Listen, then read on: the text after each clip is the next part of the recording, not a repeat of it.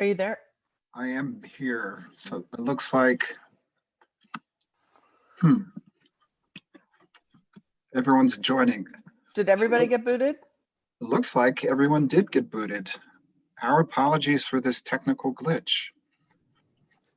So apparently I can't be in two places at once. Hi, everyone. Sorry about that, folks. Thank you for your patience. No problem. All right, let's see if we can get all this. Whew. This All was right. hilarious. I kind of enjoyed that. We're still learning. We're all still together in the same weird virtual boat. Thank you, Alan. Sure. Well, now that we've had our a little break, is anyone interested in? Oh, do I have am I sharing yet? Yes. Okay. So, does anyone have any questions in the pause? I think I was right here when everything went away, and I was just asking, does anyone have anything that they want to ask about this screen in particular? Are there any questions at all?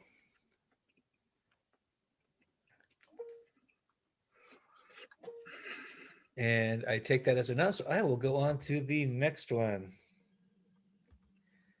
So here we are talking about a CMAQ flap and the small city allotment. And when you look up here, the first column gives you ideas of the questions that we would normally ask. Who is eligible? So for CMAQ, a non-attainment or maintenance area as identified by the federal government, that would be the major metropolitan areas. You would have, obviously, Portland, Salem would be part of the Salem metropolitan area, not just Salem, but the Salem metropolitan area, as well as the area around Eugene and Springfield, part of the Rogue Valley. And then we have some rural cities such as Klamath Falls and LeGrand that would be eligible for this, and the city of Oakland, and that's also in Lane County. How much money does it receive? About $20 million annually. It's federal. There's a 10.27% match requirement. What active transportation projects are eligible? Any active transportation project that can provide an emissions benefit, and let's face it, most of it will. It may be fairly small, but it's still an emissions benefit. So the idea is that if you are putting in a new, not replacing, but putting in a new active transportation facility, then that would apply for this project. So it's a continuous funding cycle as they just accept applications as they come in. Your MPO would probably be the main source of contact. So contact your MPO or city within there to see about putting in some type of application package for active transportation. That would be the best bet. When we start talking about the FLAP, that's the Federal Lands Access Program.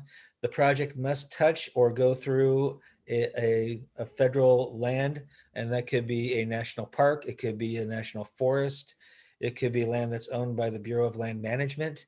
The state receives about $33 million annually, and that's also federal funds. So if you are in a city or in an area where the project may touch or go through, then there's a good possibility that an active transportation project can go through. Funding cycle is about every 2 years. It's going through a reorganization. They're trying to do some changes to how it is administered. And so your best bet would be to contact your federal partners. So if you're thinking about something that may touch a national forest, talk to the National Forest Service, or if it's Bureau of Land Management, contact them and see how you can do it. The small city allotment, those are for cities that are less than 5,000 population. These are on roadway improvements, but they do allow active transportation. About $5 million annually goes through there, up to $100,000 per project. The best thing about it is states funds and no match requirement.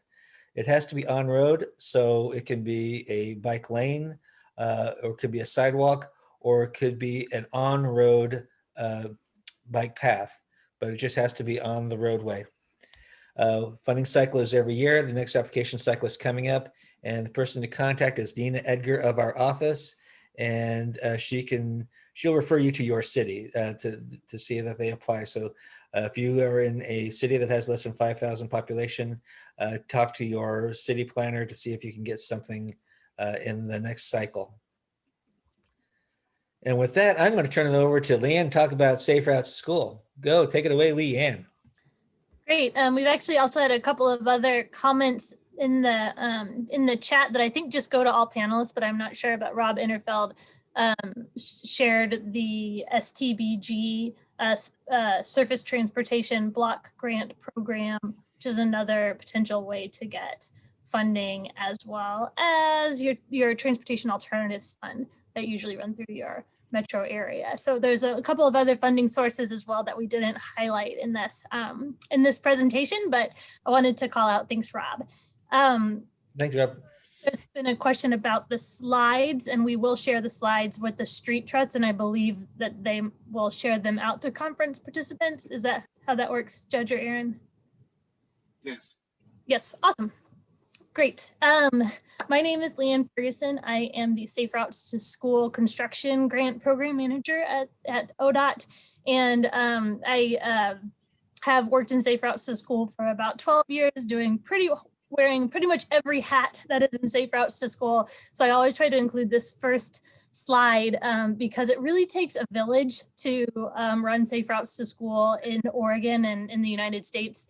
It takes a lot to get our kids to school safely, and everybody kind of plays a part, and ODOT also plays a part in that ultimate goal of addressing barriers for students walking and rolling to school. So what makes up Safe Routes to School in Oregon is this ODOT Safe Routes to School program that I'll give you a little bit more information about, as well as Safe Routes to School enthusiasts and practitioners across the state, and transportation options folks, enthusiasts and practitioners around the state, as well as local and regional Safe Routes to School programs. Maybe there's a coordinator at a school in your area, or at a school district, or at a city or a county.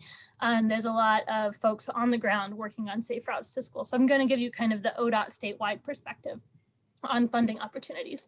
Next slide, please. This is our Safe Routes to School vision. Really, my bottom line is probably to get money out the door. We don't want to sit on money that's intended to do good things. So to run a grant program in the best way possible to get funding out the door to good projects in a way that makes communities, cities, and counties really want to work with us and use that money to build great things like sidewalks, crosswalks, as well as run education programs for Safe Routes to School. So getting that money out the door to and prioritizing underserved communities with those program resources. Our program generally builds and leverages partnerships, as well as is really committed to as transparent communication and evaluation as we can. And we really envision a future where all Oregon students and families can choose and have access to safe and active or shared transportation options to get to school. So kind of a broad vision that we want all of our funding to help make a reality. Next slide, please. So a little bit of a Safe Routes to School update is that Safe Routes to School funding comes from a couple of different areas. The construction funding was funded through House Bill 2017, where we get $10 million a year, increasing to $15 million in 2023.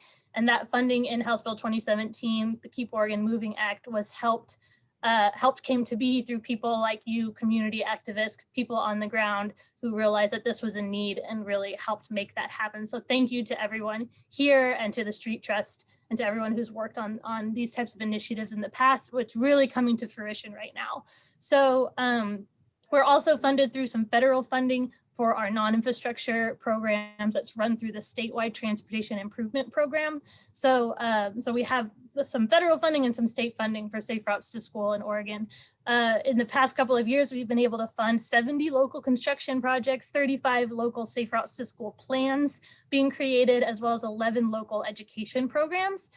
We allocated a total of about $47 million for all of those things, but we had funding requests up to in about $165 million. So we know that there's a great need out there, and we're just being able to sort of chip off the highest, hopefully hitting at the highest need communities as we go. Next slide, please. So why Safe Routes to School? Safe Routes to School is really addressed, like I was saying, at this local level. So we have some grant programs to help you access some funding to create the programs like this young man learning to make a turn in an intersection through an education program, or like the photos on the left of projects being built over the state. Or you can see the impact graph on the bottom that shows that in the last 2 years, we've been able to fund over 440 crossing improvements, over 160 curb ramps, over 100 walkways. We've invested in lighting, school zone indicators. This is where that grant funding is going. So it's really your basics, your very basic safety materials or features for around your school, so that will be able to walk and roll to that school. So as you see these images, this is basically what the Safe Routes to School program is aiming to do. The next slide, please. So it's a little bit about our next grant funding opportunity for the education and the construction program. We will start in early 2022, probably February, March, for that first round of letters of intent, applications for some programs. We also have planning assistance, where we can send a consultant to your community to write a publicly adopted plan around Safe Routes to School, helping you plan for barriers, construction or educational barriers, education and engagement barriers for students walking and rolling to school. You can find some additional resources at OregonSafeRoutes.org, some toolkits, some online toolkits, ways to sign up for Walk and Roll to School Day, some incentives, some great safety comic books. There's a lot of free things that you can get your hands on to use for incentives for your school communities. One additional update is that in the last statewide transportation improvement program, or in the last discussions around it at the Oregon Transportation Commission, an additional $10 million was allocated in 2024 through 27 for more Safe Routes to School projects on ODOT right-of-way. So we're currently working on ways to program that funding for 2024 through 27. So there's a real acknowledgement that there is a need for Safe Routes to School, and that we want to be able to prioritize these projects and prioritize funds to make sure that kids have the opportunities that they need to get to school. Next slide, please. This gets into a little bit more of the type of chart that Alan was showing before. So for the Safe Routes to School construction grants, actually, there's a mistake on this slide. School districts are not eligible to apply for the construction grant, so ignore that part. But cities, counties, transit districts, tribes, and other road authorities are eligible to apply for the construction grants. There are $60 million to a $2 million max for those projects. There is a 40% cash match requirement, which can be reduced to 20% for most applicants, especially if you're working with underserved schools or Title I schools. Projects are eligible within a 1 mile radius of schools, and we really prioritize high safety needs and Title I schools. The funding cycles happen every 2 years, so we just wrapped one up, and we're going to start one again in 2022. And look for those announcements to come out later on this year, and we'll start the sort of letter of intent process probably in February of 2022. On the education side, school districts are eligible to apply. So school districts, cities, counties, nonprofit organizations, we have about $1 million statewide annually. There is a 12% match requirement for those funds. What's eligible, pretty much education and engagement programs to address barriers for students walking and biking to school, generally at the school level or the school district level, or a city employee or a county employee can be build capacity to do some education and outreach work for your school community. Generally, those funding cycles are every 3 years, and the next one will also be in 2022, probably open up in February, the same time as our letter of intent. So we'll be doing a lot of outreach at the end of this year, early 2022 for these two programs. Next slide. And finally, last but not least, this is actually one of my favorite programs that we do is our planning assistance or our project identification program. School districts, counties, cities, transit districts, tribes, road authorities, and there's another school district in there. Sorry for the extra words. Can apply to receive this service. This is not a grant, but it allows us to send a consultant to your community. There is no match required for this program. And we prioritize communities based on capacity, but I will tell you, we have not had an I forget that there's like a sentence for this, but we have not had to narrow down the list in the past because we've always had the exact right amount of people apply that we have enough funding for. So we've never had to tell anybody no. So this is a great opportunity if your community has not done a whole lot of planning around safe routes to school and doesn't have the capacity to do so. Also runs every 2 years, and we will run that application cycle at the same time as the construction and the education program. So next February, and we'll be doing a lot of outreach between the end of this year and the beginning of next year. So that's the high level safe routes to school funding opportunities. We really look forward to receiving an application from you or a letter of intent from you. If you do not work for a city or a county or a school district and you are interested in getting involved, please get involved in local planning processes for most of these grant programs. There need to be, the project needs to be located in a plan, or there needs to have had planning done a little bit before you can have access to the funds. And so get involved in your local planning processes. And we also have a Safe Routes to School Advisory Committee that helps make decisions for all of these programs. And those are open to the public. So and those happen every other month, and have more information. Next slide, please. Have more information on our website. So if you want to find out more about the Safe Routes to School program, please Google ODOT Safe Routes to School. It should pull it up on the top, and you can click to sign up to receive updates that will give you information on when the next funding cycle is coming up. You can also poke around and find the Safe Routes to School Advisory Committee in there and when the next meetings are. And if you want more resources or learn about local events that are happening in your area, please Google Oregon Safe Routes, and that'll take you to that OregonSafeRoutes.org site. That's a lot more resources that you can order for free, stickers and comic books and upcoming activities. That's all that I have.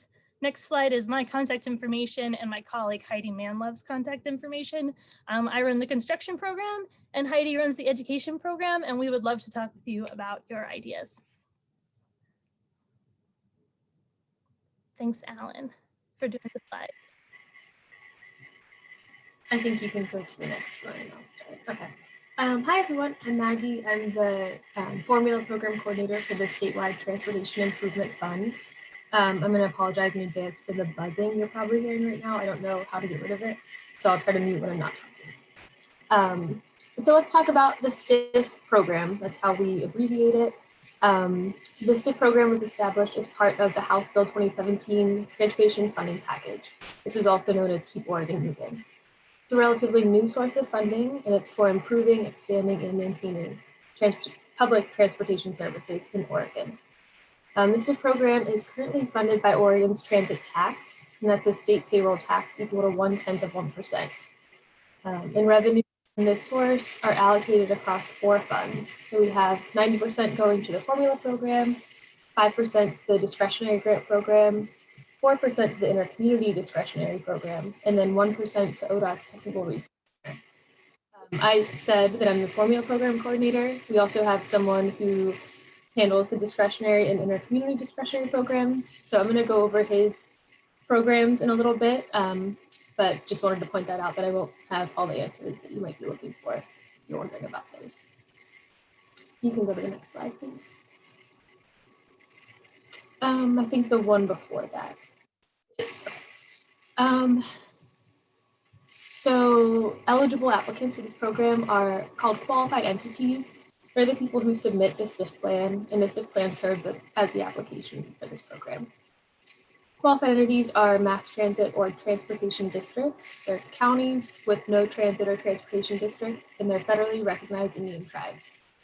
Public transportation service providers, or any nonprofit, private for-profit, or public entities is eligible to receive STIF Formula funds by performing work for one of those qualified entities or for a public transportation service provider. The amount of funding we distribute per year varies. STIF funds are currently distributed to qualified entities based on taxes paid within their geographic area. So the amount of STIF Formula funds for the 21-23 biennium recommended projects right now is close to $188 million. There's no match required, and STIF funds can be used as local match for other federal grant programs.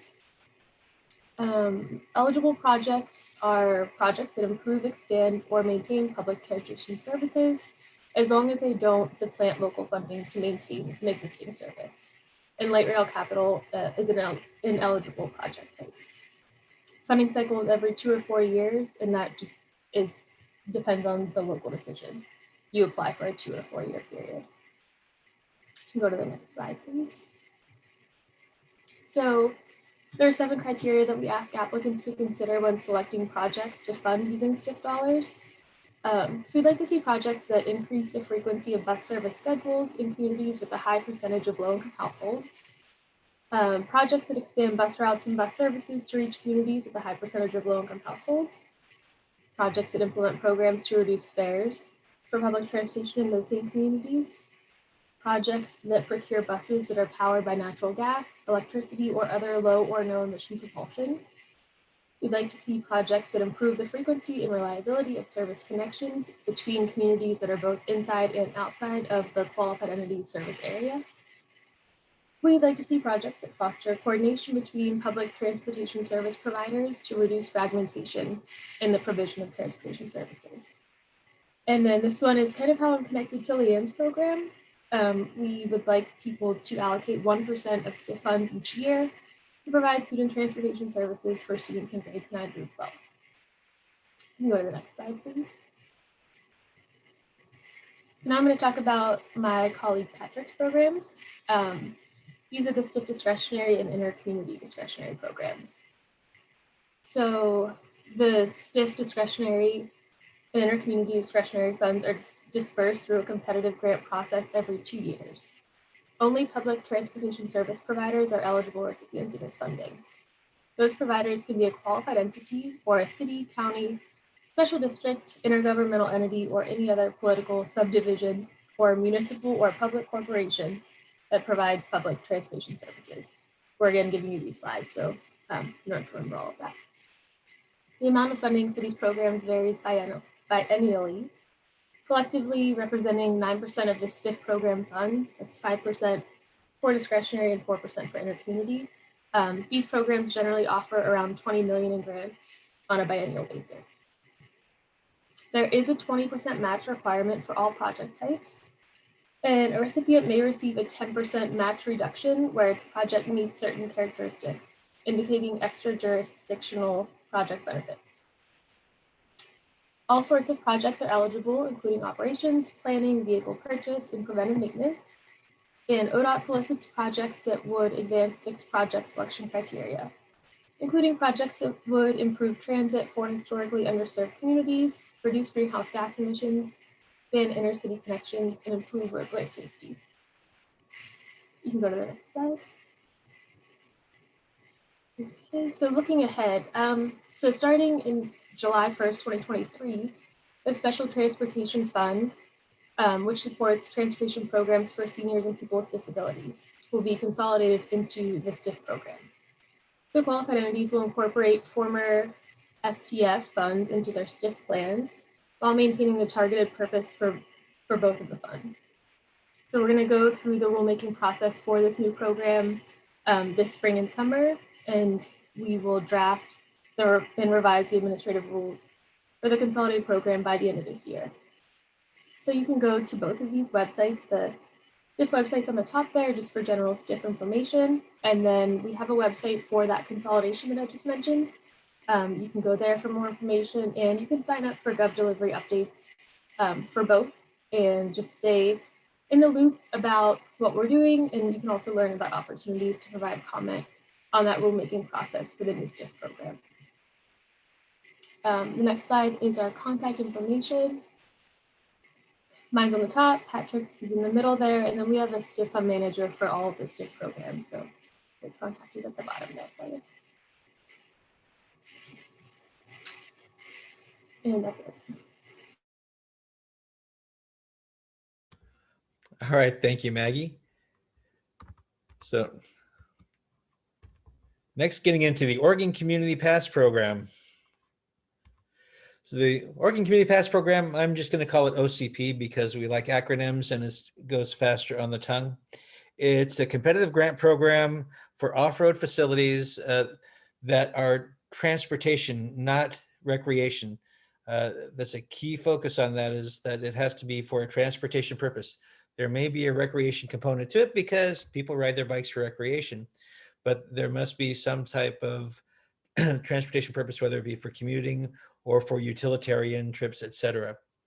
There are two types. One is critical link, which we call a first mile, last mile to destination. You all heard of first mile, last mile for transit, but just think about first mile, last mile to schools, downtowns, shopping, employment, and other destinations. And the other one is regional pass, which are longer distance pass that connect communities, subdivisions. Examples are the Bear Creek Greenway or Portland Springwater Corridor.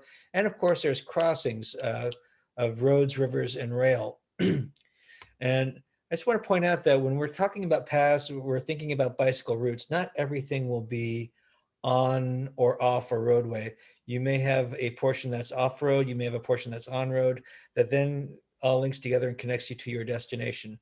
So what we're trying to do is complement what is on the roadway that then allows a greater ability to connect the communities and destinations for people. So what we have is just the numbers are a little bit in flux, but right now we have, we're going to our Oregon Transportation Commission with 21 projects. We have 6 preliminary planning projects and 15 construction projects, totaling about $15.2 million. And we found out that that's the amount we have for this cycle. This is the brand new program. This is the first cycle. The next cycle that's coming up in 2024 is going to be at least 36 million. The funding of it is coming through federal transportation alternatives programs, which allows us to do the planning. And then we have construction that's both in federal or state construction or state funds. The state funds are a mix of Connect Oregon funds, the bicycle excise tax. So now you know where your bicycle excise tax goes, that $15 surcharge on all bikes over $200 being sold in the state. A certain percentage of the vehicle privilege tax goes to this. And we just had an additional amount of money from the Transportation Operations Fund that allowed us to fund 4 more projects as part of this. So we're very excited. This is our opening salvo, and then moving forward to the next cycle is going to be threefold over what we're funding now. So we're very excited about this program. So again, going through the familiar slides, who's eligible? Any public body or private entity. There are restrictions, of course. The public body is eligible for the state funds. Federal funds, you have to meet the federal requirements. Nonprofits, except for Safe Route School, is generally not eligible. Private entities are generally not eligible for federal, but we have it set up for the state. If you are a nonprofit or private entity, you must have the support of the elected bodies that are on your route or on the trail that you're trying to build. So that's critical. So how much money per application? For the preliminary planning, $75,000 to $750,000. For construction, $200,000 to, and this is a mistake, this should be $4 million. So we have $200,000 to $2 million, it should be $4 million. Is a match required? Yes, 30% state and 10.27% federal. But the state has some leeway that allows previous work to be counted towards the match. So that helps tremendously. What projects are eligible? Priority is off-system, multi-use bicycle or footpaths. And the next funding cycle, we're looking at late 2023 to 2024 to catch the next STIP cycle. And How to find out more information? If you just Google Oregon Community Pass, it should be the very first thing that pops up. You can sign up on that webpage for updates, webinars, notices. So as we start gearing up for the next cycle, and believe it or not, we're going to start doing that this fall for the 2 years in advance. Then also, if you have any questions, to contact me, my information is there. It's alan.l.thompson. And our website, again, is down there, which you can also Google to be just as fast. And if you have questions, we have an answer for that. So I may stop sharing at this point and then just start reading questions.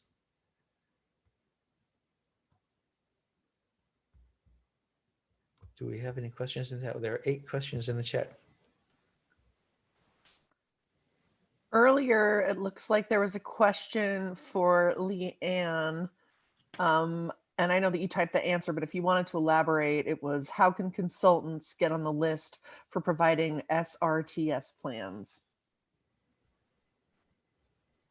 Yeah, great question. So we actually went out for a competitive process through the procurement office at the state in 2020 to ask for technical assistant providers for this construction part of the program, but also for the education side of the program. One of our major goals is to create a really comprehensive program where it's easy to access construction and education services together, because we know when both of those things happen together, that's when we see the most behavior change.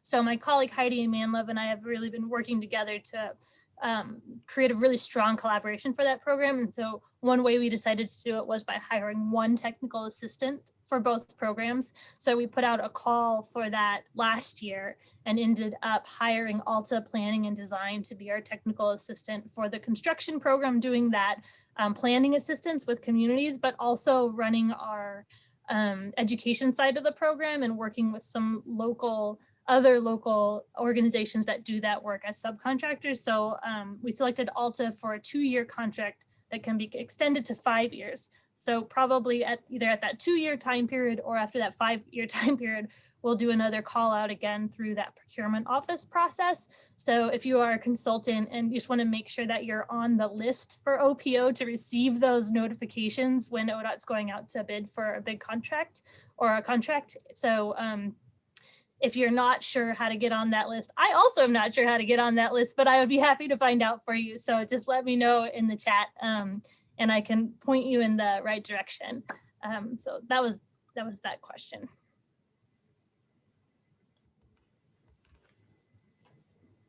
Thanks, LeeAnne. Do we have any other questions? If you do, you can just ask them in the chat box.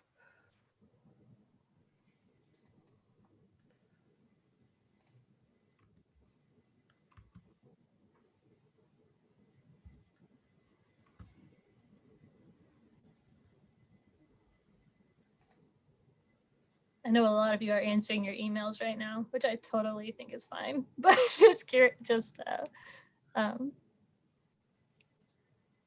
we're happy to answer any questions.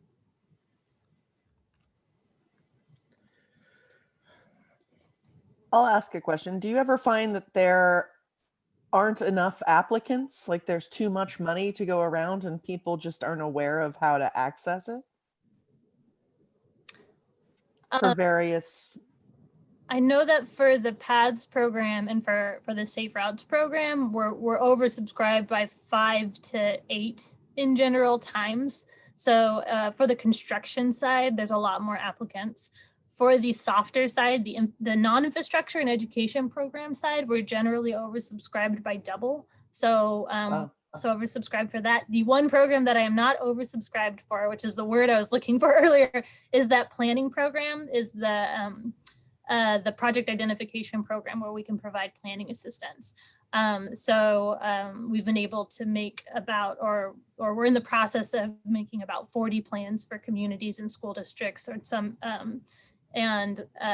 so I highly recommend people apply for that if that sounds like something you need, and we will help you identify solutions to barriers for construction projects as well as for education programs that might help you address barriers for students walking and biking to school. And it's a really fun process that really brings people together that are kind of unlikely partners. They kind of come together and really problem solve around how do we do this for our kids. And it's a really cool process.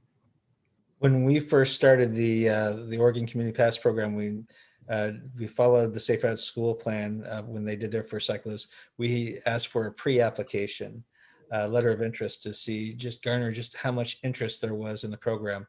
And when we did that, we had over 80 entities asking for over $105 million.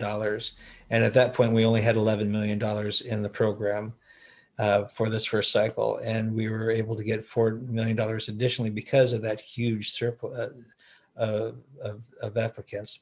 And of course, next cycle is 36 million because of that.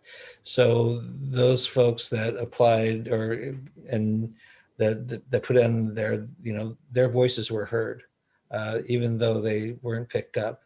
It has helped this program, and hopefully they will get funded in a future cycle. Thanks, Alan. And have you found that distribution of grants and money has been affected by COVID, and will that change going forward, or does the sense that things are going back to normal? Can we pause real quickly and see if Maggie had anything to say about that? Oh, yes. I don't as much, just because my program is the formula side of STIF, and I'll just say real quick, we have 42 qualified entities that we give the money to. Within those entities, they have their own service providers that they distribute funds to, and then contractors. So there's a whole lot that happens behind the scenes, but we know each biennium that we'll have those 42 applying for the funds. Discretionary and intercommunity discretionary, I know that they do have a limit to the amount of funds they can give out, and they receive more applications than they can fund. So I think there's more information on our website about that one, but that's all I have to say. Thanks again. With regards to your latest question, the Oregon Community Pass, since this is brand new, we rolled this out just as COVID started shutting everything down. So the public outreach on this did not happen. It was through a series of webinars, through trying to get on various virtual meetings on counties, and sending out government email blasts to cities and counties, trying to make them aware of the program, as well as advocacy groups and their virtual meetings, so that then they could contact their cities. So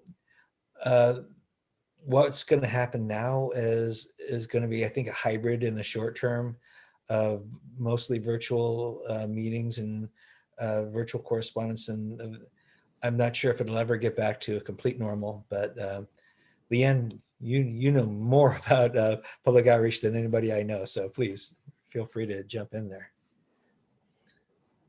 I think that COVID has affected the outreach. I haven't seen it really affect fewer applications or fewer funding requests, but it's hard to know who we're missing without being able to do outreach. It's good to have those connections. We have done a lot of online outreach, which is not, it's hard to find the people that you're not looking for whenever you're doing outreach. In regards to the education program for Safe Routes, COVID has had a huge impact on what our grantees have been able to do. And we've been being flexible with those grantees since school hasn't really been in session, so they haven't been able to hold events, and given all of those current grantees an opportunity to extend for an extra year if they need to help spend out the funds and actually implement the plans that they had originally set. That said, there's also been a lot of really creative stuff happening, focusing really on families as opposed to a classroom, in outreach around walking and biking. And there has been a lot of walking and biking on the family level and the community level, as well as real big things to consider as students are going back to school and less students are on the buses. And how do we help with the increased amount of students that might be driving to school because they can't all access the bus now in the same way that they could before. So there's a lot of opportunities for more outdoor things like walking school buses and bike trains, and maybe some selective carpooling with families that are like potted together or wearing masks inside the car or something like that. So there are some opportunities around COVID for that non-construction. But on the construction side, I think a lot's actually getting built during COVID. Like I think that's still kind of moving really quickly, and I'll bet transit has a lot on COVID because transit's been really affected. Yeah, I think the STIF Formula program has, we've seen the effects of COVID in some different ways. I mentioned that we are kind of connected to LeeAnne's program and the student transportation fees in general because we ask that applicants or qualified entities provide student transportation services with 1% of their funds each year. And so I think a lot of people didn't get to those projects in the last biennium. And so I see in this biennium that they're having to be more creative about the projects they put on their applications. We just asked them to provide a rationale if they can't meet that requirement. Some people are from small entities, they provide student transportation on their public transportation buses, so they can't really track it. So that has come up. And yeah, I think that we've just noticed that the schools closing impacts that piece of our requirement. I also noticed that people are just a little more broad with what they would like to spend the money on in this coming biennium. In their plans, I think people got really specific. For 1921, it was also the first year that the fund existed. And now people are wanting to give themselves some room to use funds for things that aren't tied directly to like a vehicle purchase or starting a new route. They want to be able to maintain service if they need to. And that was one other cool thing that came out of COVID. I don't know that that's the right way to put it, but Senate Bill 1601 was signed in July of 2020, and that allowed people to use these funds for maintaining service. Previously, it was just for improving or expanding. So this fund was like our way to get new transportation services out all around the state, new buses, new everything. And so when COVID hit, the funds then were able to be used to just maintain services and keep people afloat, which was a really cool thing to see the funds used for. Great, thank you so much. If anybody else has a question for our panelists, I would ask you to put them in the chat. We have 10 more minutes remaining for our time, so we do have some time to answer questions if you have any. So we'll just give it a beat, see if anybody wants to ask something. I just want to add, as we were talking about public outreach, is that moving forward, with planning and construction grants, we like to tie in, public outreach to that because we want the public to be involved. We want their support. And with COVID, and even with the vaccinations and everything else, which helps, we're just wondering what the fallout is going to be and how we're going to be able to have a robust public engagement process moving forward with these grants. Thanks, Alan. Well, it looks like we don't have any questions. If you each wanted to say anything in closing, or we can wrap up a little bit early, I'll leave that up to you. Mostly we're trying to jump on any opportunity we can to talk with folks to just because we're in this online world now, like we want to let people know about these programs. These are great funding sources for projects.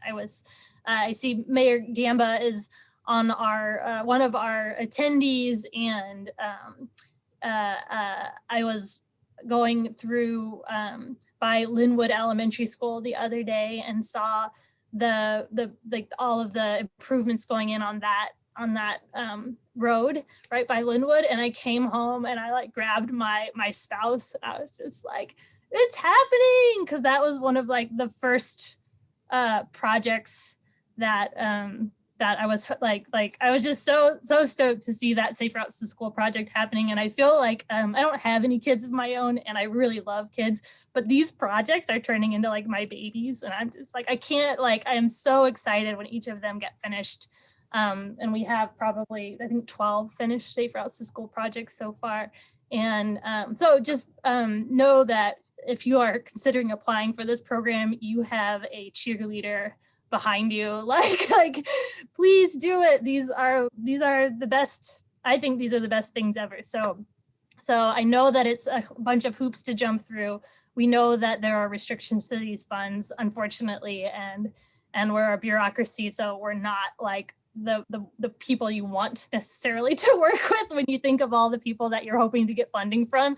Usually like a state grant isn't like the top priority, but we're your biggest fans and we're your biggest cheerleaders, and we're really excited to see applications come in from you, and let us know where your priorities are so we can help you fund them. So just a big team hug. I feel like we're all on the same team trying to get these projects built.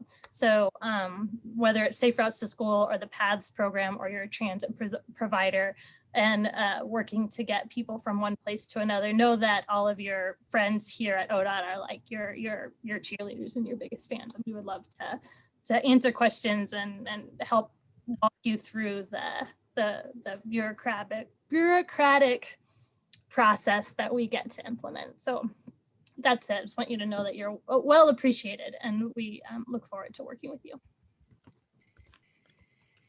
That was so sweet. I was just going to say, add to that the STIF plans are all available online. If anyone's curious and just wants to read through some of them, you can see some of the projects that people have proposed for 21-23 biennium. Just at the STIF website that I put in the slides. And if you are, someone who runs a taxi service or a nonprofit or a public transportation service provider yourself, you can kind of see how you would fit into the hierarchy on the STIF plans, and then maybe learn more about your opportunities to apply and who to talk to looking at the plans online.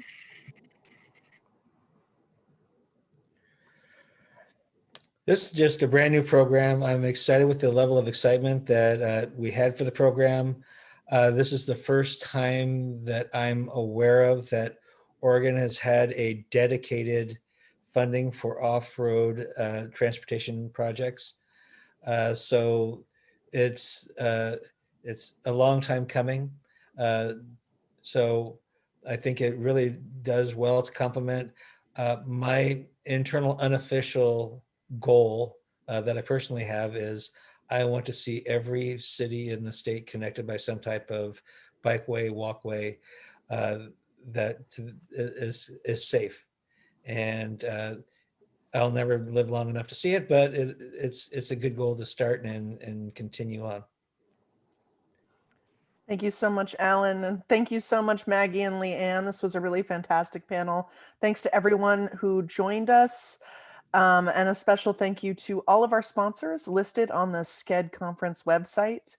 Thank you all for joining us, and enjoy the rest of your summit. Thank you. Have a good afternoon.